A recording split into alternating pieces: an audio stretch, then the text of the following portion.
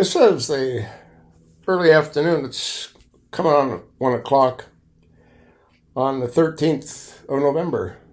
Here's my trusty dog. You see that dog? That's Buddy. No matter where I go, he's right behind me. It's crazy. Anyway, this is on Air India, put up by Skyfall. Air India 171 official report reveals something nobody expected. Well, that's really not true. I've said it all along. The airplane had a mind of its own. Let's listen to this 14-minute and 24-second clip. It was supposed to be just another flight. The kind of journey that plays out thousands of times a day around the world. Passengers boarding, pilots running final checks, engines roaring to life, and families waving goodbye. But what happened aboard Air India Flight 171 on that scorching June morning in 2025 defied every expectation, every protocol, and every ounce of logic that modern aviation rests upon. In less than 60 seconds after takeoff, a state-of-the-art Boeing 787 Dreamliner transformed into a blazing nightmare, shattering not only buildings but also trust in the very systems meant to keep us safe. And while the official report claimed mechanical failure, a growing chorus of independent investigators, simulation analysts, and aviation experts are warning the real cause may be something far more disturbing. Because when you dig deeper into the wreckage, into the black box data, the cockpit voices, the fuel switches, and the eerie silence of failed safety systems, what emerges is not a tale of unfortunate coincidence, but one of unsettling contradiction. This is the hidden story of Flight 171, and what you're about to hear. Yeah, you're going to hear what I told you a couple of months ago. Changes everything. The sun rose over Ahmedabad with the kind of blazing heat that warps the horizon and pushes engines to their thermal limits. On the tarmac, Air India Flight 171 gleamed with promise. A Boeing 787 Dreamliner prepped for a long-haul journey to London. Inside, families snapped selfies, business travelers drafted emails, and students cradled backpacks and excitement in equal measure. In the cockpit sat two highly experienced pilots, a captain with over 15,000 flight hours and a seasoned first officer with more than 3,400. Together, they embodied the calm competence passengers expect but rarely notice. Everything appeared normal until the jet began its rollout. Because the aircraft was not only fully loaded with passengers and cargo, but was also fighting against the invisible pressure of a scorching summer air mass. As it accelerated, lifting skyward, it appeared to defy the heat and weight until it didn't.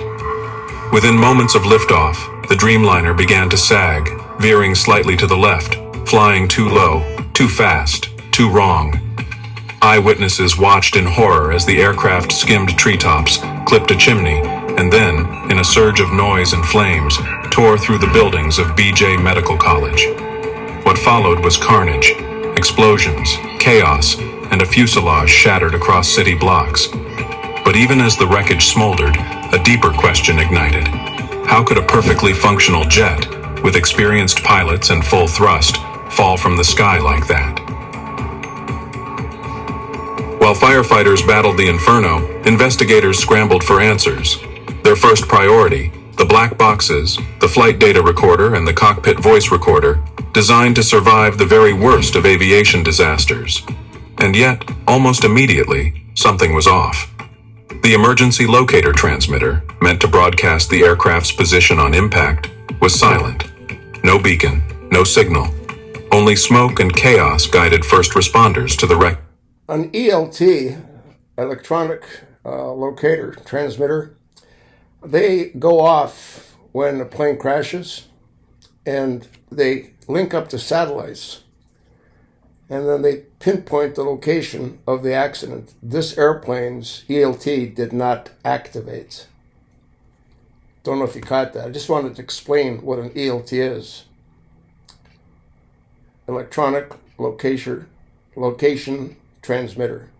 Package. When the recorders were finally found, the second shock hit. One of them, supposedly indestructible, was obliterated beyond recovery. Only the forward unit contained usable data, but even that was incomplete. It revealed a chilling fact. The engines were shut down manually. Not failed, not stalled, shut down. The logs showed the guarded fuel cutoff switches, physical levers that required deliberate movement, were flipped off, seconds apart. And yet, the voice recording painted a scene of confusion, not sabotage. One pilot shouts, "Why did you turn it off?" The other replies, "I didn't." These few words opened a void of speculation. Had someone else been in the cockpit? Were they confused? Were they lying? Was this a hijack or a suicide mission masked as an accident? Or had the cockpit itself turned into a place of unintentional betrayal? Whatever the answer, this wasn't just mechanical failure. It was something more terrifying: human action without explanation. When official explanations left more questions than answers, independent experts took matters into their own hands. Armed with surveillance footage from buildings across Ahmedabad, they began to digitally reconstruct Flight 171's final moments, frame by frame, speed by speed. And what they found contradicted everything. Their simulation showed the aircraft was accelerating, not slowing, right before impact, gaining speed even though both engines had supposedly been shut down. How was that possible? Was the data flawed, or was the official report hiding something? And the questions didn't stop there. The aircraft never retracted its landing gear, another anomaly. Normally, gear is pulled in once the jet climbs safely, but the Dreamliner never stabilized enough to make that call. Instead, it kept fighting against drag, climbing erratically, then plunging. Aviation rules say a double engine failure should produce a nose-down glide, not a powered dive into obstacles. But Flight 171 didn't glide. It drove itself into destruction. Why? How? The simulation didn't offer answers. It simply magnified the mystery. And what it left behind was a chilling conclusion. If the official narrative didn't match the physical evidence, then something else was at play. Perhaps the most haunting part of Flight 171's story isn't just what happened, but what didn't.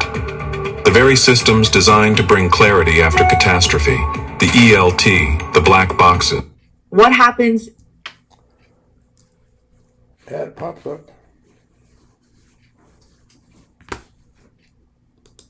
The backup power sources failed when the world needed them most. Why did only one black box survive, despite both being designed to endure identical conditions? Why did the ELT fall silent, rendering the wreckage harder to find?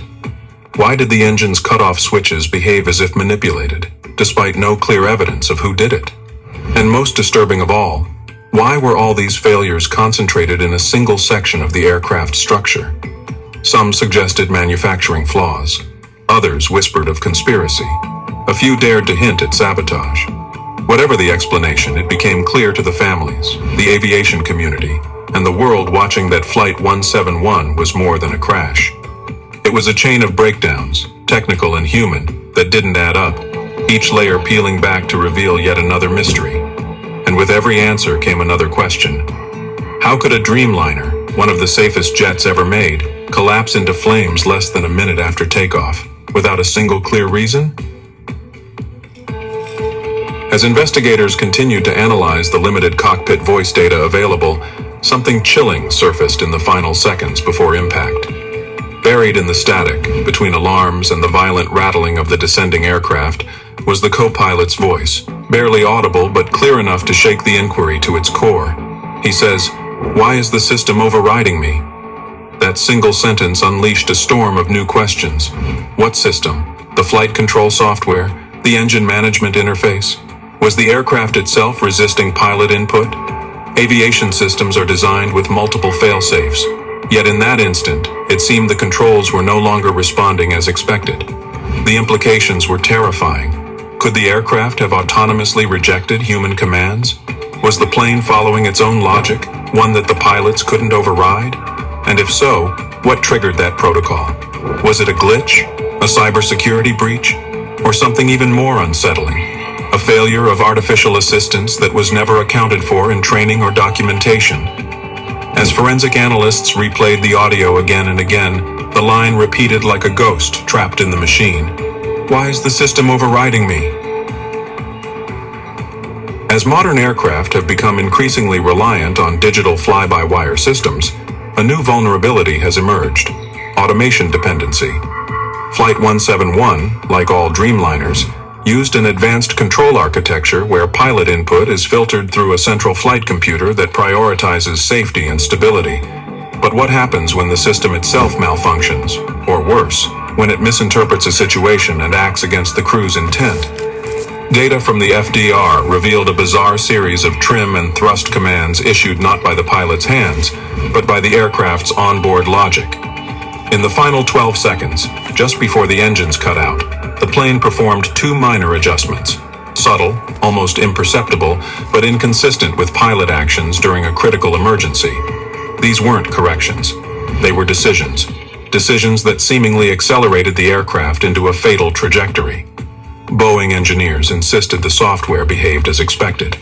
But some experts disagreed, pointing to a narrow but documented history of automated misfires in high heat conditions, like the ones present that day. It was no longer a question of pilot error or mechanical failure. It was now a question of control. And on that day, it looked like the pilots weren't the ones in command.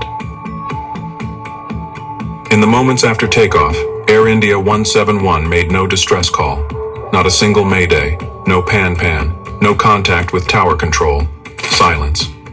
But 3 minutes after impact, as emergency teams scrambled, an aviation enthusiast monitoring open band frequencies captured something strange.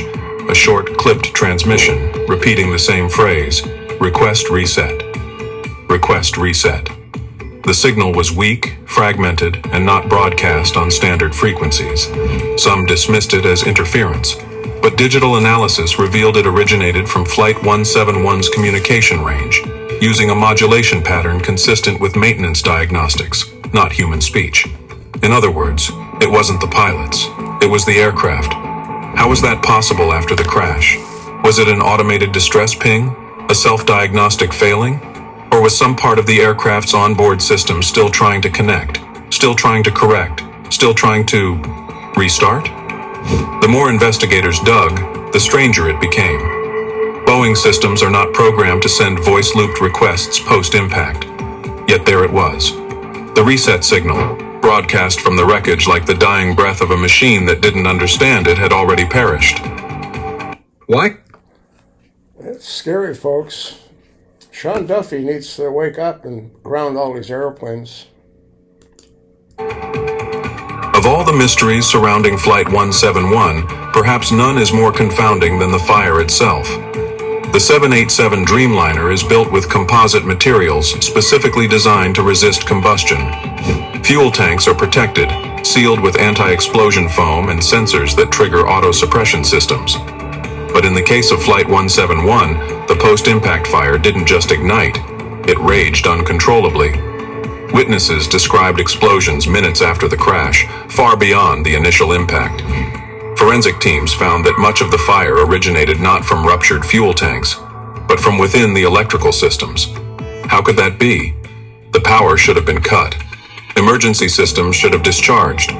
And yet, components were still surging, wires melted from the inside out, and emergency batteries designed to shut off appeared to have overcharged instead. Was this a chain reaction of electronic failure? Or was there an energy source still alive, still pulsing after the crash? And if so, why? Some investigators began to ask a question that felt more like science fiction than aviation engineering. What if the aircraft systems didn't shut down because they weren't allowed to? Not by the pilots, not by the software, but by something else. We look to the skies with faith. Faith in technology, in design, in human skill and protocols refined by tragedy after tragedy. But what happens when all of that fails at once? What happens when two trained pilots are overridden, when safety systems fall silent, when recorders go blank, and when a jet that should have flown safely for 12 hours burns itself into the ground less than 60 seconds after takeoff? The official report tried to explain it. It pointed at probable engine issues, fuel cutoff anomalies, and vague suggestions of pilot confusion. But if you listen closely, truly listen, what it doesn't say is louder than what it does. It doesn't explain why one black box was destroyed beyond recognition. It doesn't explain why cockpit commands were overridden.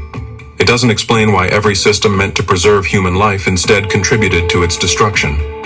And it certainly doesn't explain that ghostly digital whisper, "Request reset," still looping in the static long after the flames died. Flight 171 wasn't just an accident. It was a failure of trust. A moment when man and machine lost their delicate balance.